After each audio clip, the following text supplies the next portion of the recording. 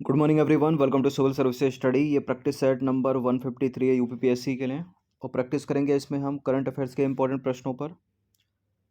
इस test series की playlist बना रखी है हमने, वहाँ पर आप टेस्ट नंबर 1 से लेकर इस टेस्ट यानी 153 तक पहुँच सकते हो। हर दिन प्रैक्टिस करते रहिए। डिस्क्रिप्शन बॉक्स में उसका लिंक है। टेलीग्राम चैनल से जुड़ जाएगा सिविल सर्विसेज स्टडी के लेटेस्ट टेस्ट का नोटिफिकेशन पाने के लिए। और 12 जून को एग्ज़ाम है यूपीपीसीएस की प्रारंभिक परीक्षा का, तब तक प्रैक्टिस करते रहें। और इस टेस्ट सीरीज़ की आप पेड सीरीज़ प्राप्त कर सकते हो, जिसमें फुल टेस्ट होंगे। एक टेस्ट में 150 प्रश्न होंगे, एग्ज़ाम तक प्रोवाइड कराएंगे। ठीक है, डिस्क्रिप्शन बॉक्स में नंबर है, उस पर कॉल या व्हाट्सअप कर सकते हो। पहला प्रश्न है, मुख्यमंत्री कृषक दुर्घटना योजना के अंतर्गत किसान के परिवार को कितनी राशि दी जाएगी? 5 लाख, 10 लाख, 2 लाख, 15 लाख? बताइए। देखिए, मुख्यमंत्री कृषक दुर्घटना योजना के अंतर्गत किसान के परिवार को यदि मृत्यु हो जाती है तो 5 लाख रुपए की धनराशि। ठीक है, और इंजर्ड के मामले में 2 लाख रुपए की। तो ए है इसका आंसर। तो देखिए, मुख्यमंत्री कृषक दुर्घटना योजना के अंतर्गत राज्य के किसी भी किसान की किसी दुर्घटना में मृत्यु हो जाती है तो उसके परिवार को 5 लाख रुपए का मुआवजा दिया जाएगा। और यदि कोई किसान दुर्घटना में 60% से ज़्यादा विकलांग हो जाते हैं तो उन्हें इस योजना के तहत 2 लाख रुपए का मुआवजा प्रदान किया जाएगा। ठीक है, याद रखना, दुर्घटना के मामले में 60% से अधिक क्षतिग्रस्त हो जाते हैं तो 2 लाख रुपए, और यदि मृत्यु हो जाती है तो 5 लाख रुपए। क्वेश्चन नंबर 2 पर आ जाइए। उत्तर प्रदेश के प्रत्येक जनपद में पुलिस आवासों का नामकरण किस महान क्रांतिकारी के नाम पर किया जाएगा?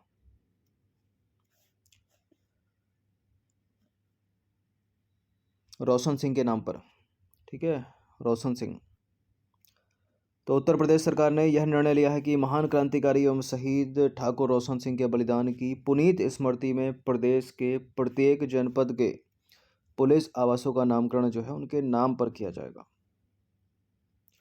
मुख्यमंत्री कन्या सुमंगला योजना उत्तर प्रदेश में कब लागू की गई? ये प्रश्न ऐसे पूछ लेता है सीधे एग्जैक्ट डेट के साथ। 1 अप्रैल 2019 को। तो महिला सशक्तिकरण हेतु उत्तर प्रदेश सरकार द्वारा 1 अप्रैल 2019 से मुख्यमंत्री कन्या सुमंगला योजना लागू की गई। इसका उद्देश्य क्या है? बालिकाओं के स्वास्थ्य और शिक्षा को प्रोत्साहन देना। और इसके तहत पात्र बालिकाओं को जन्म से लेकर पढ़ाई तक 6 विभिन्न श्रेणियों में 15,000 रुपये की कुल धनराशि सरकार की तरफ से आर्थिक सहायता के रूप में प्रदान की जाएगी। तो स्टेटमेंट बनाकर ही पूछा जा सकता है प्रश्न। ठीक है, जो पात्र बालिकाएं हैं जन्म से लेकर पढ़ाई तक 6 विभिन्न श्रेणियों में 15,000 रुपये की धनराशि। ठीक है, और बालिकाओं के स्वास्थ्य और शिक्षा को प्रोत्साहन देने के लिए योजना है, शुरू की गई 1 अप्रैल 2019 से। क्वेश्चन नंबर 4 पर आ जाइए। वित्त वर्ष 2021-22 के अनुसार उत्तर प्रदेश सरकार ने उन्नत मधुमेह केंद्र कहाँ स्थापित करने का निर्णय लिया है? राजधानी लखनऊ में। तो वित्त वर्ष 21-22 में लखनऊ में institute of virology and infectious disease, ठीक है, इसके अंतर्गत जो है वायु सेफ्टी लेवल 4 की लैब की स्थापना लक्षित है। और इसके साथ ही SGPI लखनऊ में उन्नत मधुमेह केंद्र की स्थापना कराए जाने का निर्णय जो है लिया गया है। SGPI लखनऊ में। क्वेश्चन नंबर 5 पर आ जाइए। इनमें से किस जिले में विक्रमशिला गांगे डॉल्फिन अभयारण्य स्थित है? आपको ज्ञात होगी, गंगा नदी की जो डॉल्फिन है भारत का एक राष्ट्रीय जलीय जीव है। कहाँ है ये? उत्तराखंड, बिहार, उत्तराखंड, उत्तर प्रदेश, बिहार, बिहार। तो उत्तराखंड में नहीं है तो हरिद्वार नहीं होगा, उत्तर प्रदेश नहीं है तो वाराणसी नहीं होगा, बिहार में है लेकिन भागलपुर में। तो बिहार के भागलपुर जिले में अवस्थित विक्रमशिला गांगे डॉल्फिन अभयारण्य गंगा नदी में मुंगेर से भागलपुर के कहलगांव तक 60 किलोमीटर की दूरी में फैला हुआ है। और आपको ज्ञात हो कि गंगा नदी की जो डॉल्फिन है भारत का एक राष्ट्रीय जलीय जीव है। स्टॉकहोम कन्वेंशन निम्नलिखित में से किससे संबंधित है? ओजोन गैस के क्षरण से। तो मॉन्ट्रियल प्रोटोकॉल है। परसिस्टेंट ऑर्गेनिक पोल्यूटेंट्स से पर्यावरण की रक्षा करना। ठीक है, ऑप्शन नंबर ए। तो स्टॉकहोम कन्वेंशन या सम्मेलन मानव स्वास्थ्य और पर्यावरण को परसिस्टेंट ऑर्गेनिक पोल्यूटेंट यानी पीओपी से बचाने के लिए एक वैश्विक संधि है। पीओपी ऐसे रसायन होते हैं जो लंबे समय तक पर्यावरण में उपस्थित रहते हैं। ये भौगोलिक रूप से व्यापक रूप से वितरित हो जाते हैं और जीवित जीवों के वसायुक्त ऊतकों में जमा हो जाते हैं और मनुष्यों तथा जीव जंतुओं के लिए विषाक्त होते हैं। नंबर 7 पर आ जाइए। 2 स्टेटमेंट वाला प्रश्न है, बताना कि इनमें से कौन सा करेक्ट होगा। सूरदास जहांगीर के समकालीन थे और तुलसीदास अकबर के काल में रामचरितमानस की रचना की थी तुलसीदास द्वारा। सूरदास जहांगीर के समकालीन थे, अकबर के समकालीन थे। पहले अकबर, उसके बाद हुमायूं, फिर जहांगीर। ठीक है, सॉरी, बाबर, हुमायूं, अकबर, जहांगीर। ठीक है, बैक टू बैक ही अकबर, जहांगीर, शाहजहां, औरंगजेब। बिल्कुल, सूरदास जो है जहांगीर के समकालीन थे, करेक्ट है पहला स्टेटमेंट। और तुलसीदास अकबर के समकालीन और अकबर के काल में जो है रामचरितमानस की रचना की थी, तो करेक्ट हो गए दोनों के दोनों स्टेटमेंट। तो सूरदास जो है अकबर और जहांगीर के समकालीन थे तथा जहांगीर के संरक्षण में सूरसागर की रचना की उन्होंने। ठीक है, सूरदास, अकबर, जहांगीर दोनों, क्योंकि बैक टू बैक है, पिता पुत्र। सूरदास द्वारा अकबर के काल में रामचरितमानस, तुलसीदास द्वारा अकबर के काल में रामचरितमानस की रचना की गई। दोनों स्टेटमेंट करेक्ट है। क्वेश्चन नंबर 8 पर आ जाइए। सुबोधनी, सिद्धांत रहस्य और भक्तिवर्धनी धार्मिक ग्रंथों की रचना किसके द्वारा की गई थी? वल्लभाचार्य के द्वारा। तो वल्लभाचार्य जो है मूलतः तेलंगाना के ब्राह्मण परिवार से संबंधित थे और बाद में वे अपने माता पिता के साथ वाराणसी में बस गए। वाराणसी में शिक्षा प्राप्ति के बाद कृष्णदेव के काल में उनके द्वारा विजयनगर में ही वैष्णव संप्रदाय की स्थापना की गई। सुबोधनी, सिद्धांत रहस्य और भक्तिवर्धनी धार्मिक ग्रंथों की रचना वल्लभाचार्य द्वारा ही की गई। क्वेश्चन नंबर 9 पर आ जाइए। महापुरुषीय धर्म संप्रदाय की स्थापना किसके द्वारा की गई? शंकरदेव के द्वारा। तो शंकरदेव जो है असम और कामरूप के एकेश्वरवादी संत थे। वे विष्णु एवं उनके अवतार कृष्ण की भक्ति करते थे। शंकर के उपदेशों को भगवती कहकर संबोधित किया गया क्योंकि भगवत गीता और भगवत पुराण पर आधारित थी। उनके संप्रदाय को महापुरुषीय धर्म नाम से भी जाना जाता है। तो विकल्प संख्या ए इसका आंसर है। क्वेश्चन नंबर 10 पर आ जाइए। निम्नलिखित में से किस अनुच्छेद के तहत मंडल आयोग का गठन किया गया? ओबीसी समुदाय से रिलेटेड है ये और इसका उत्तर है अनुच्छेद 340। तो मंडल आयोग को वर्ष 1979 में जनसंख्या के सामाजिक एवं शैक्षिक रूप से पिछड़े वर्गों की जांच करने तथा उनकी उन्नति के लिए जो है उपाय सुझाने हेतु अनुच्छेद 340 के तहत गठित किया गया। तो सी विकल्प सही है। और आयोग ने जनसंख्या के लगभग 52% भाग को पिछड़ा हुआ माना और वर्ष 1990 में बीपी सिंह सरकार ने अन्य पिछड़ा वर्गों यानी ओबीसी के लिए सरकारी नौकरियों में 27% आरक्षण प्रदान किया। 10वां प्रश्न है, निम्नलिखित कथनों पर विचार करेंगे। 2 स्टेटमेंट वाला प्रश्न, बताना कि इनमें से कौन सा करेक्ट होगा। विधि के समक्ष समता का अर्थ है, विधि मतलब कानून के समक्ष समता का अर्थ है कि सभी नागरिकों को विधि के समक्ष समानता का दर्जा प्राप्त है। विधि के समक्ष समता का प्रावधान संयुक्त राज्य अमेरिका के प्रावधान से ग्रहण किया गया है। ये एग्जाम में पूछ लेते हैं कि कौन सी चीज़ हमने किस देश के संविधान से ग्रहण की है। पहला वाला करेक्ट है, दूसरा इनकरेक्ट है, क्योंकि ब्रिटेन के संविधान से ग्रहण की है विधि के समक्ष समता या कानून के समक्ष समता। तो विधि के समक्ष समता की बात करें, इसका अर्थ है कि सभी नागरिकों को विधि के समक्ष समानता का दर्जा प्राप्त है। तो करेक्ट हो गया पहला। ये ब्रिटेन के संविधान से ग्रहण किया गया है, गलत है दूसरा वाला स्टेटमेंट। इसकी प्रवृत्ति नकारात्मक है क्योंकि इसके तहत किसी भी विशेषाधिकार को स्वीकार नहीं किया गया है।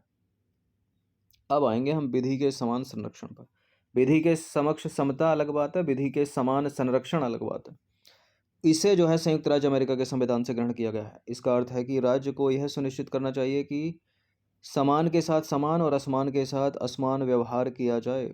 समान संरक्षण का सिद्धांत असमान व्यक्तियों को विशेष सुविधाएं एवं अवसर प्रदान करके राज्य द्वारा सकारात्मक किए जाने की अपेक्षा करता है, अतः यह एक सकारात्मक अवधारणा है। तो विधि के समक्ष समता ब्रिटेन के संविधान से, विधि का समान संरक्षण, विधियों का समान संरक्षण अमेरिका के संविधान से। क्वेश्चन नंबर 12 पर आ जाइए। फिर से कोई स्टेटमेंट वाला प्रश्न है। एक अनुच्छेद 15(2) राज्य एवं गैर सरकारी व्यक्तियों दोनों को भेदभाव नहीं करने देने का आदेश देता है और जाति के आधार पर सकारात्मक भेदभाव या सकारात्मक कार्रवाई की जा सकती है। नहीं की जा सकती, गलत है दूसरा वाला स्टेटमेंट। ठीक है, पहला वाला करेक्ट। तो अनुच्छेद 15 जो है केवल धर्म, मूल वंश, जाति, लिंग, जन्मस्थान के आधार पर राज्य द्वारा भेदभाव पर प्रतिबंध लगाता है और यह प्रतिषेध या प्रतिबंध राज्य के विरुद्ध है, गैर सरकारी यानी प्राइवेट व्यक्तियों के विरुद्ध नहीं है। भेदभाव केवल उपरोक्त आधारों पर निषिद्ध है। देखिए, इस संदर्भ में केवल का अर्थ है कि केवल उपर्युक्त आधार पर ही भेदभाव की अनुमति नहीं दी गई है और राज्य जो है उपर्युक्त में से किसी भी आधार के साथ संयोजित कुछ अन्य आधारों पर जो है भेदभाव कर सकता है, इसलिए गलत हो गया दूसरा स्टेटमेंट। देखिए, जहां अनुच्छेद 15(1) राज्य के भेदभाव के कार्यों पर प्रतिबंध आरोपित करता है, वहीं अनुच्छेद 15(2) राज्य एवं गैर सरकारी व्यक्तियों दोनों को भेदभाव नहीं करने का आदेश देता है, अनुच्छेद 15(2), और इनमें से कोई भी सार्वजनिक स्थानों जैसे कि कुएं हो गए, तालाब हो गए आदि के उपयोग में भेदभाव की नीति नहीं अपनाएगा। क्वेश्चन नंबर 13 पर आ जाइए। विधि का शासन, ये कानून का शासन के अभिभावकों के संदर्भ में निम्नलिखित कथनों पर विचार करेंगे। निरंकुश शक्ति की अनुपस्थिति अर्थात किसी भी व्यक्ति को विधि के उल्लंघन के अतिरिक्त दंडित नहीं किया जा सकता। ठीक है, संविधान स्रोत नहीं बल्कि व्यक्ति के अधिकारों का परिणाम है। संविधान जो है वो स्रोत नहीं बल्कि व्यक्ति के अधिकारों का परिणाम है, क्योंकि संविधान के उद्भव के पूर्व भी व्यक्तिगत अधिकार अस्तित्व में थे। क्या थे? तो ठीक है, करेक्ट हो गए दोनों के दोनों स्टेटमेंट ये। तो विधि का शासन यानी रूल ऑफ लॉ। देखिए, विधि के शासन का विचार जो है A.B. डाइसी द्वारा प्रदन विधि के शासन सिद्धांत का मूल तत्व है और इसमें 3 तत्व जो हैं वो सम्मिलित हैं। निरंकुश शक्ति की अनुपस्थिति अर्थात किसी भी व्यक्ति को विधि के उल्लंघन के अतिरिक्त दंडित नहीं किया जा सकता, तो पहला वाला करेक्ट हो गया।